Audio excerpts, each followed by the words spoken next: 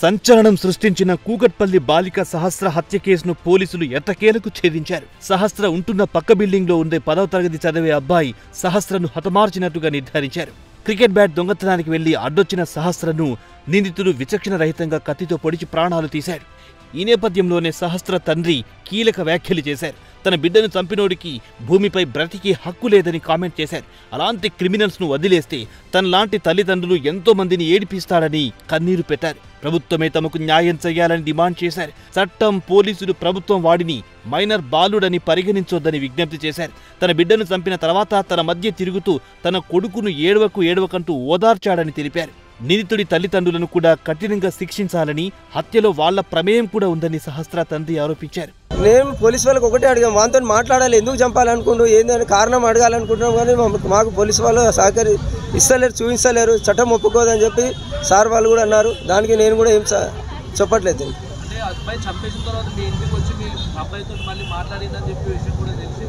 లేదు, ఇది చాలా తప్పు, ఇది చాలా తప్పు ఇది అనుకో. మీరు ఏదేదో అడుగుతున్నారు కానీ ఇది చాలా తప్పు.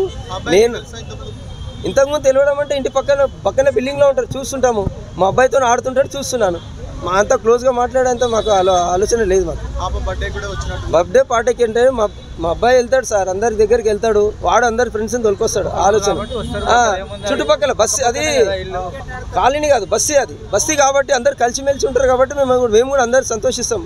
పిల్లోడు అందరితో ఆడుకుంటూ చేస్తుండని చెప్పి మేము కూడా సంతోషిస్తాం. కానీ తిట్టలేము కదా సార్, మన చిన్నోని ఎట్లా తిడతాం, వెళ్ళకరా అవి అని చెప్పలేము కదా.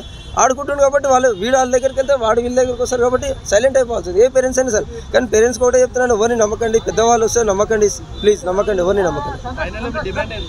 డిమాండ్ మా పాపని చంపిన వానికి మాత్రము మరణ శిక్ష కావాలి.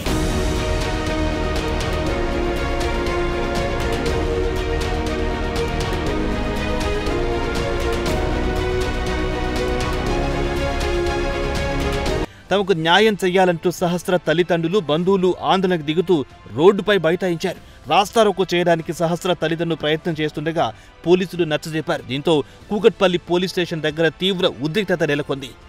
కూకట్పల్లి రోడ్డుపై భారీగా ట్రాఫిక్ జామ్ ఏర్పడింది. కూకట్పల్లి నుంచి ఎర్రగడ్డ వరకు భారీగా ట్రాఫిక్ నిలిచిపోయింది.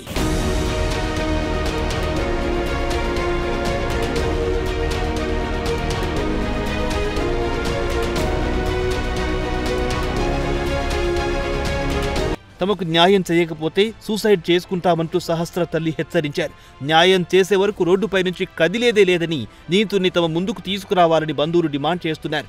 ఒక్క బ్యాట్ కోసం ఇంత దారుణం చేస్తారా? తమ కుమార్తె హత్య వెనుక బాలుడి తల్లిదండ్రుల పాత్ర కూడా ఉందని సహస్ర తల్లి ఆరోపిస్తోంది. డిమాండ్ చేయడానికి ఏం లేదు ఇక్కడ. ఏముంటుంది చెప్పండి, ఒక తల్లి ఆవేదన ఏముంటుంది చెప్పండి. ఒక 1 అవర్లో ఒక మంచి పిల్ల మీరు చూసుంటారు, ఏం ప్రాబ్లం ఉంది నా పిల్లకి చెప్పండి. నేను ఎందుకు డిమాండ్ చేయకూడదు?